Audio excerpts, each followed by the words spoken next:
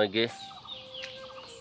তো গুড মর্নিংয়ের সকালে আমি কিছু আপনাদের জীবন দর্শন সম্বন্ধে কিছু তথ্য প্রচার করব। তো সেটা হলো, আপনারা যারা জীবনযাত্রায় লিপ্ত আছেন অথবা যারা জীবন পালন করছেন তাদের ক্ষেত্রে আমি ছোট একটা মেসেজ শেয়ার করব। তো সেটা হলো, আপনারা জীবনযাত্রার ক্ষেত্রে দেখতেই পাচ্ছেন যে আপনারা সাধারণত যেরকমভাবে জীবনযাপন করছেন সেটা হচ্ছে কোনো না কোনো একজন মানুষের দ্বারা তৈরি করা জীবনধারা, সেটাকে আপনারা চালিয়ে নিয়ে যাচ্ছেন এবং সেইভাবেই আপনারা জীবনযাত্রা তাদের আপনারা চালিয়ে নিয়ে যাচ্ছেন আপনাদের জীবনকে।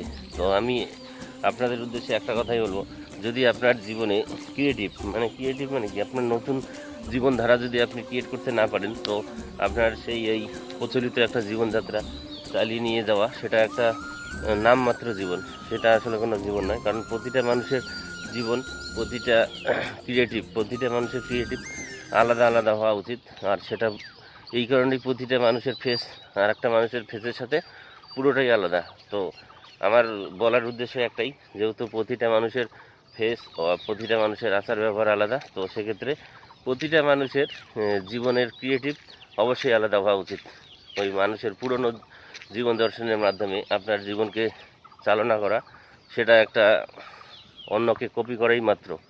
আমি সেটাই বলছি, নকল হতে সাবধান, কপি থেকে দূরে থাকুন এবং নিজের ক্রিয়েটিভিটিকে একটু গুরুত্ব দিয়ে আপনাদের জীবনকে কাজে লাগান। ধন্যবাদ।